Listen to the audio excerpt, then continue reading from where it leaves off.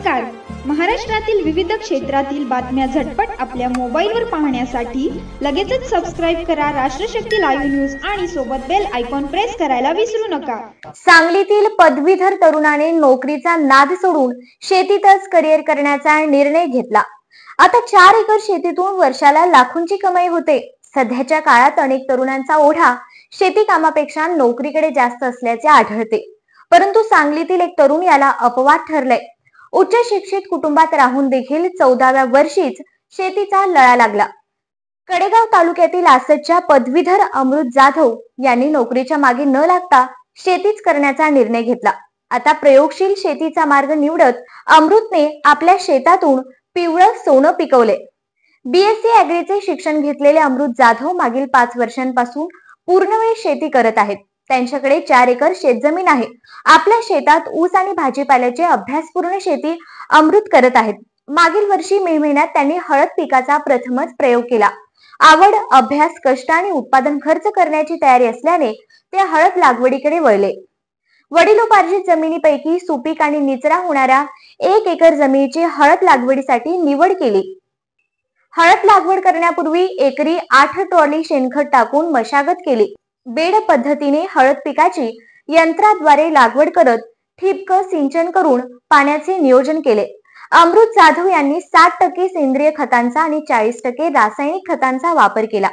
अनुभवी शेतकऱ्यांच्या सल्ल्याने योग्य वेळी फवारण्या आणि आवळण्याचे व्यवस्थापन केले. तसेच मजुरांकडून 3 भांगलणी देऊन तण नियंत्रण केले. पाणी आणि खतांचे योग्य व्यवस्थापन करून जोमदार हळद पिकवली. माझं नाव अमृत हनुमंत जाधव, राहणार आसत. माझं शिक्षण BSc ॲग्रीत झालेलं आहे. त्यामुळं शेतीसाठी अतिशय मला उपयोग झाला त्याचा खूप असा. मला नोकरीची कधी इच्छाच नव्हती.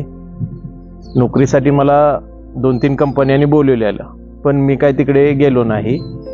पण मी शेतीकडे वळालो. अगोदर ऊसाची शेती करत होतो. त्यानंतर मी हळदीच्या शेतीमध्ये उतरलो. साधारण 15 मेच्या आसपास हळद लागण केली. प्रथम आपण एकरी 8 ते 10 ट्रॉल्या शेणखत टाकलं आणि 40% रासायनिक खत आपण वापरलं. त्यामध्ये रासायनिक खतामध्ये आळवणीचे डोस भरपूर घेण्यात आले आणि फवारण्या 3 करण्यात आल्या.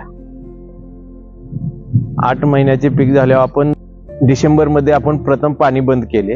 1-2 महिने पूर्ण रान वाळू दिले आणि त्यानंतर आपण फेब्रुवारीच्या 10 ते 15 तारखेच्या आसपास खणणी चालू केली. एकरी आपल्याला 14 ते 15 ट्रॉल्या हळद कच्ची निघाली.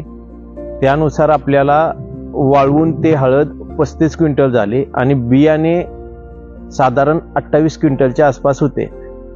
असे शिल्लक राहिले. आपण सगळी स्वच्छ करून हळद सांगली मार्केटला नेले. सांगली मार्केटला आपल्याला चांगला भाव भेटला.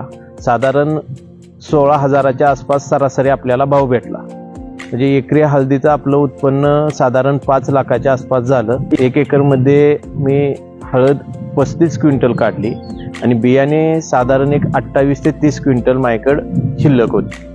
आपल्याकडे शिल्लक राहिलेले बियाणे आपण आसपासच्या शेतकऱ्यांना विकले. त्याचे आपल्याला 70 ते 80 हजाराच्या आसपास आले.